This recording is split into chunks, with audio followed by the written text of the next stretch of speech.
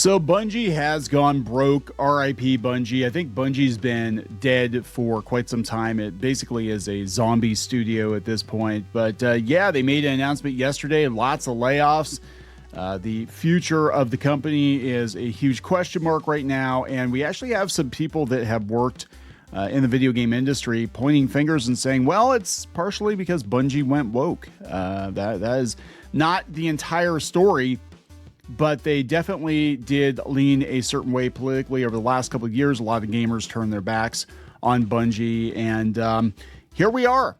You know, we've heard, I actually get kind of bored making these videos because it all leads to the same place.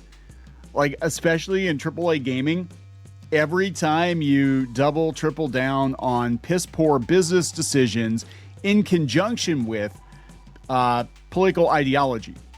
Those two things, you know, when you get those two together, that is a recipe for disaster for a company. And Destiny 2 wound down. It wasn't a huge hit, I don't think, compared to the original game. I could be wrong. I don't really care that much about Destiny 2. I know Marathon is not doing that well. And, you know, it's kind of like, what is this company without Halo? You know, they spun Halo off. Microsoft has that, and Microsoft ran that into the ground. So let's do a post-mortem here on, I'm gonna say post-mortem. They're not officially done, but I think they're done. They're getting done. But before we get into it any further, please subscribe for more pop culture news, views, and rants, guys. Go out to more.clownfishtv.com. That's more.clownfishtv.com for more Clownfish TV you will not find on YouTube. And also, if you'd like to listen to us instead of watch us, you can go out to iTunes, iHeartRadio, where are we at? Spotify, Amazon, all those places, and look for the Clownfish TV podcast. So much going on in the video game industry right now that is not good for the studios. I think gamers, a lot of them are completely indifferent because we're just watching a series of piss poor decisions come to their natural conclusion, which is studios are shutting down. People are getting laid off.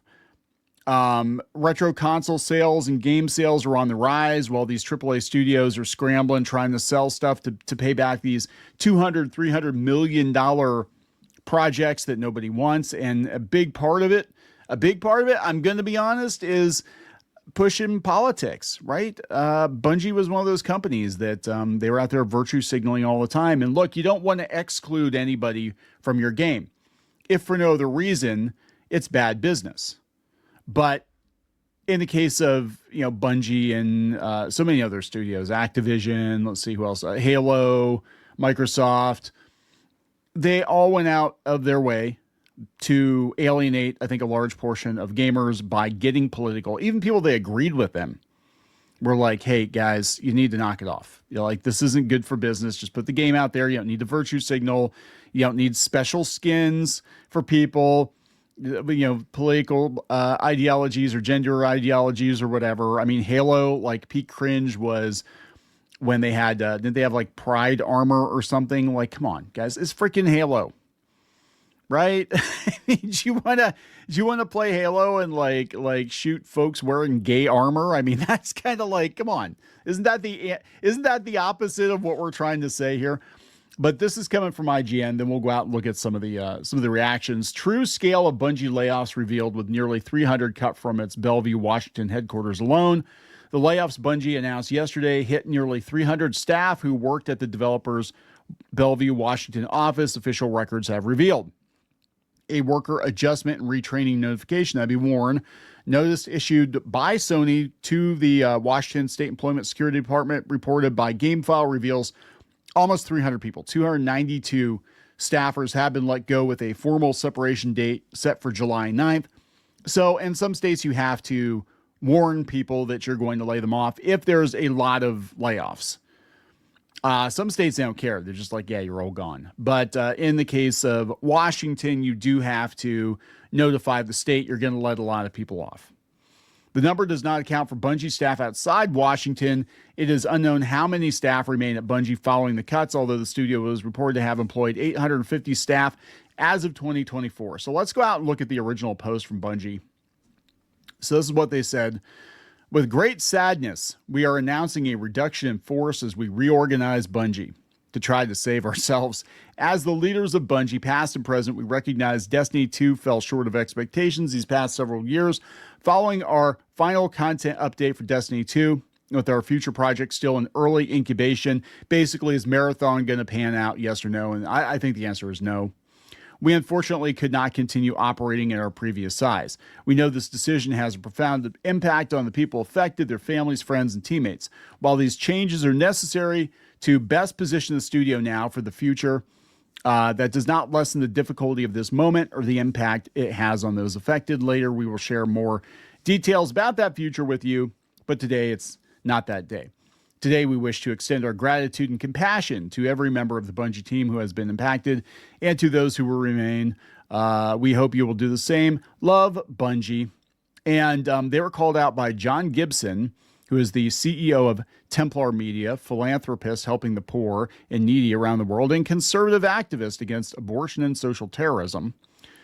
But he said, possibly the best example of go woke, go broke. I hired people from Bungie previously that were pushed out because they were conservative center-right folks that weren't crazy left-wing enough for Bungie leadership. Push out your talent with woke ideals. This happens 10 out of 10 times. This has happened. A lot of the most talented people in the gaming industry, in the comic book industry, in Hollywood, I wouldn't call them like hard right, but a lot of them are center left or center right people. And to those on the far left, they look like extremists. You have people that were card-carrying members of the Democratic Party for years being called alt-right Nazis and being pushed out of their spaces. And this rampage tore through the entertainment industry for 8 or 10 years. That if you were conservative, especially if you were a white dude and you were conservative-ish or at least not far left, you were pushed out of the entertainment space, and they would fire you and then hire like 3 more diverse people in your place because they're a lot cheaper, younger usually, right? And it went the way you thought it was going to go. And Hollywood is course correcting now. They're using the contraction in streaming as an excuse to cut loose a lot of these people because they're like, you're not performing. Like, we gave you guys a chance. Same with comics. They had a whole bunch of diverse people getting put on some of the top comic books out there. They were given a shot. They blew it. They weren't good. It wasn't because of who they were. I mean, if the stuff was really, really good, I don't think people would have cared. I mean, for years, people didn't care who made a thing as long as the thing was good.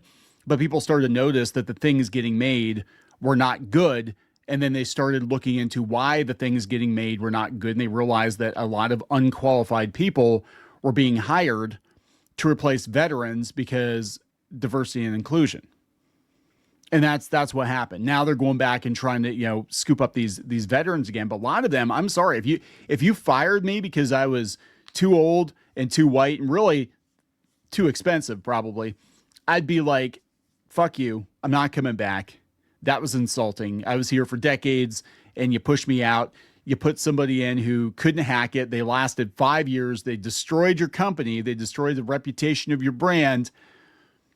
And it's not a racist thing. It's not an anti-gay thing. It's nothing like that. It's just you hired unqualified people because you were in a mad rush to replace people to get those DEI brownie points, whether it's from some government agency or investors, or just to look cool on social media. You put unqualified people in, they ruin these companies, they destroy the brand, and there's no going back because fans remember, people remember. Even if you try to course correct, because we're seeing that now. This is what's so wild, is we're seeing a lot of these companies are starting to course correct, and they're trying to put the pieces back together after the vase got broken into 1,000 pieces. They're trying to put it back together with crazy glue, and it's never going to go back together the way it was before. And the damage has been done. A lot of people were like, you know what? I'm just going to nope out from mainstream entertainment. I'm going to nope out from AAA video games. I'm going to nope out from Marvel and DC Comics, et cetera, et cetera. I'm not going to go watch movies from this franchise or that franchise. I'm not going to watch new Star Trek. You have to prove to me that things are good. But even then, it's kind of like if you have a boyfriend, girlfriend, spouse cheat on you, you're always going to wonder in the back of your mind, is it going to happen again?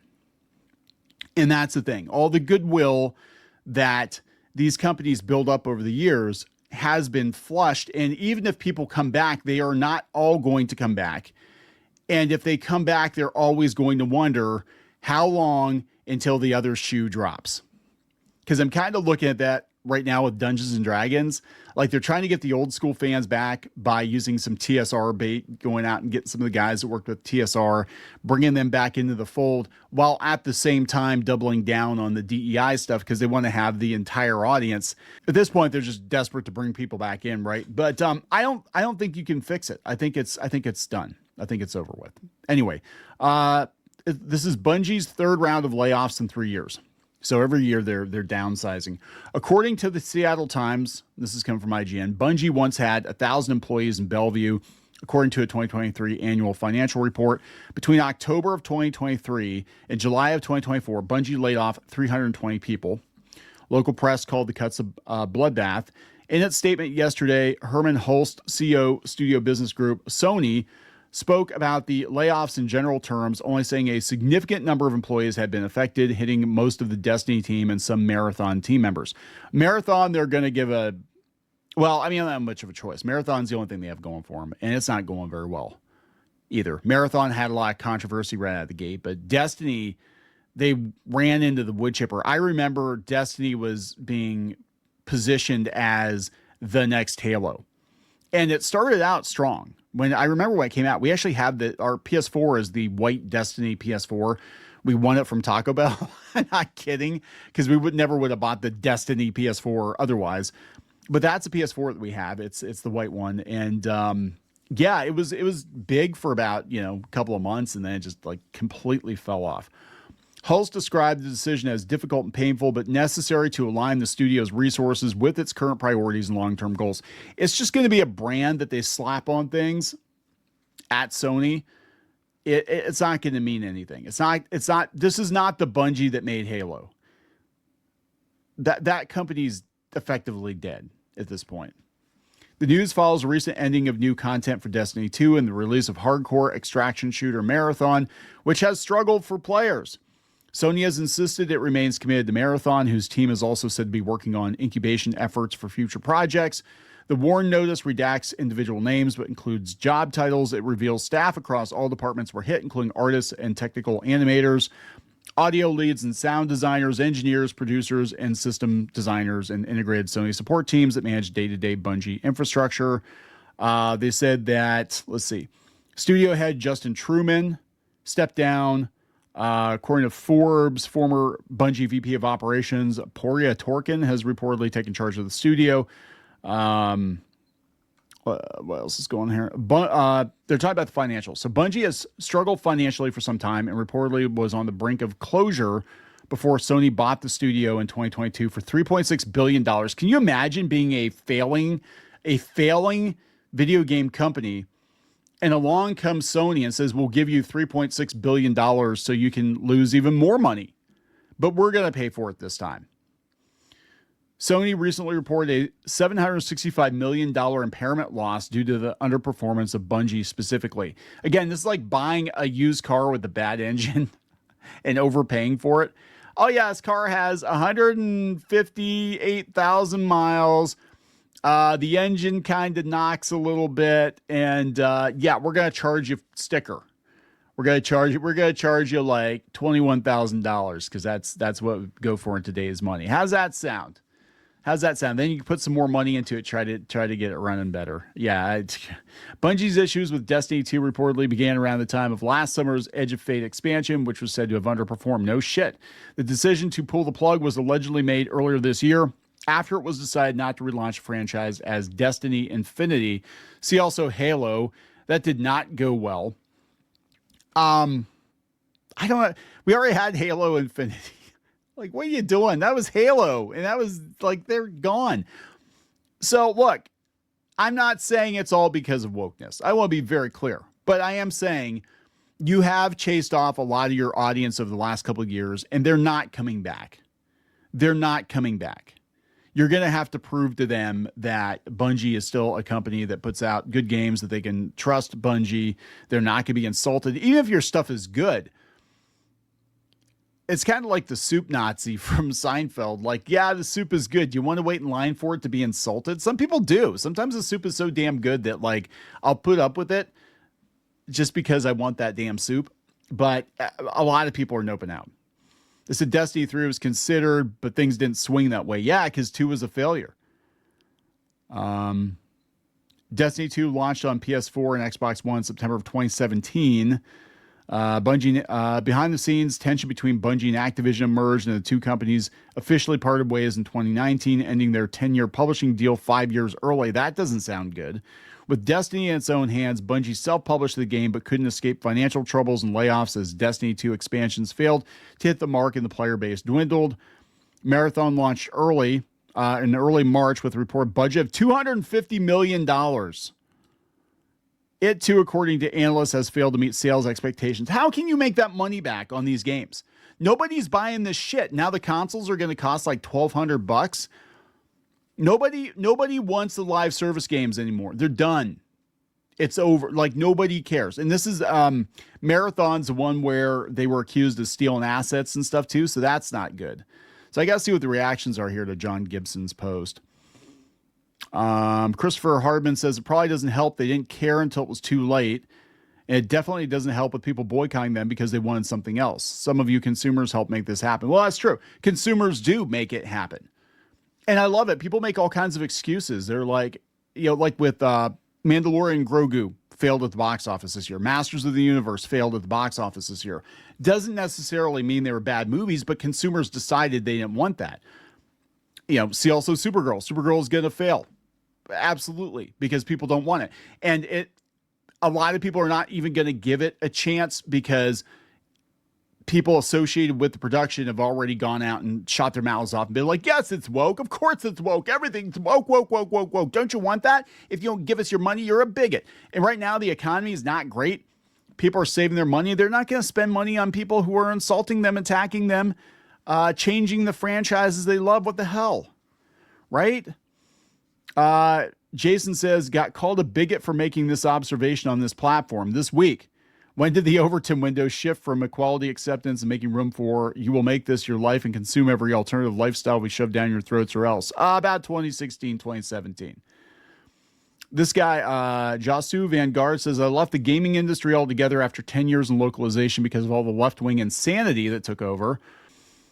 Wow, what a shit take. Had nothing to do with being woke. Like everything that leads to layoffs. The shit leadership that cares more about golden parachutes and car collections.